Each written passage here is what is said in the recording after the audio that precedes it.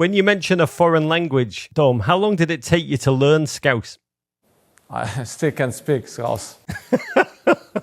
My guest today is a midfielder who trained from the age of 3 to develop that poem of a right peg. He now navigates traffic in Premier League centre circles like a bike courier with his long legs and legendarily small feet, with which he's partial to delivering an absolute banger from outside the box.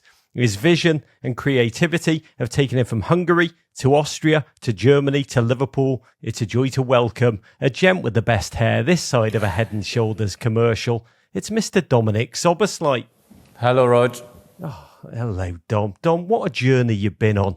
You're still 23, but you have lived from Hungary to Austria's RB Salzburg, Germany's RB Leipzig, and you joined Liverpool in the summer of 2023. Dom, you said then you came to Liverpool because you already loved the club.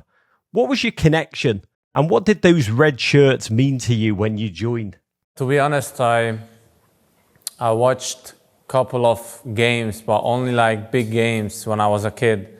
Liverpool is one of the big teams, so I was watching them in a couple of finals. And of course, the main guy, Steven Gerrard, everybody knows him. So yeah, it was always one of the biggest teams. That is true, always one of the biggest teams. And I understand that before you became a Liverpool player, you got a tattoo in Hungarian with a quote attributed to Steven Gerrard, the man whose number 8 shirt you now wear. And the quote is something like, "Talent is a blessing from God, but without incredible will and humility, it's worthless." Can you tell us the story of why you asked your dad for that quote for the tattoo and when you decided to get it? It was a running test in Salzburg, in Austria.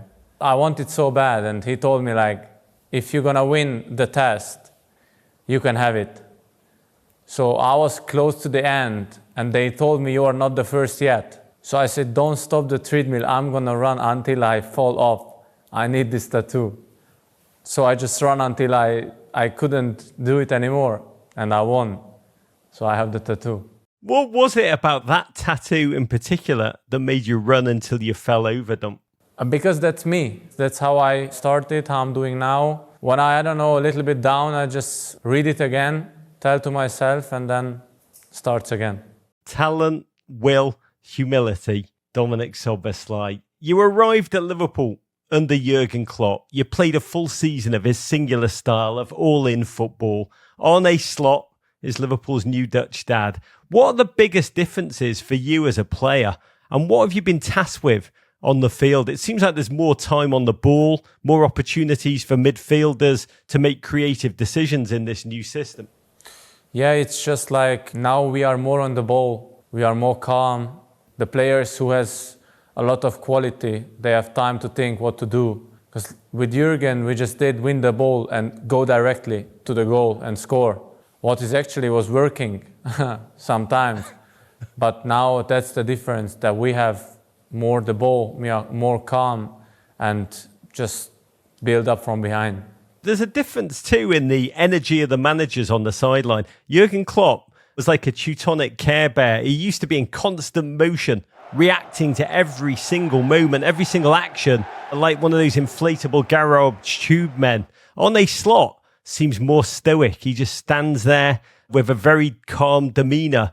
Does a manager's energy on the field, do you find yourself playing up or playing down to what you're seeing on the sidelines? It's different. Probably Jurgen was the 12th man on the pitch. So if he could, then he would run into the pitch and do some tackles or whatever. And the new manager is like more calm, and he knows that what we planned gonna work out somehow if we're gonna do it. When you talk about Jurgen running on the field, Dominik, it reminds me of the Origi Derby goal, and just too soon. But one of your closest friends in football is Manchester City's goal-scoring cyborg Erling Haaland, who's your teammate at Salzburg. And even though he's just 3 months older than you, you've said that he, quote, often tells you what you need to do and how to do it best. What's something that you know about Erling that would surprise the rest of us? Because he is a pretty fascinating bloke. Well, that should be his secret, what I know about him. So I learned a lot from him because at this age, he was more grown than me. Even he was only three months older than me. It felt like he is 3 years older than me. So he was used to do stuff like I could never imagine it would help me. But with the time, I just realized, yeah, he had right. So I should start at this time. Several years ago, your parents gave an interview to a Hungarian news outlet. Your dad, Zsolt, said that his goal for you as a player were two: to hear the Champions League anthem and the Hungarian national anthem when you were on the field. You've done both of these things. By the time you turned 19, you became captain of Hungary, aged 22. So what are your goals for yourself, personally and professionally, now that you cross those two off the list? What do you dream of now, Dominik? I want to win the Champions League. So when I was a kid, first I wanted to hear the anthem on the field. Then I wanted to score.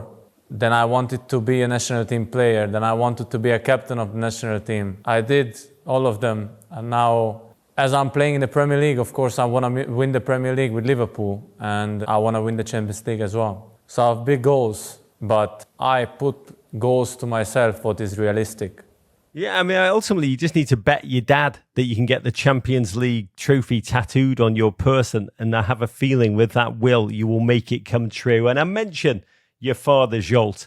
He's a youth coach. He's got some pretty intense drills that are very well documented. From the age of 3, you were dribbling around empty bottles in your apartment, doing balloon keepy-uppies, playing with golf balls in your hands so you couldn't grab opponents' shirts as you glid past them. It's all worked. Look at where you are now.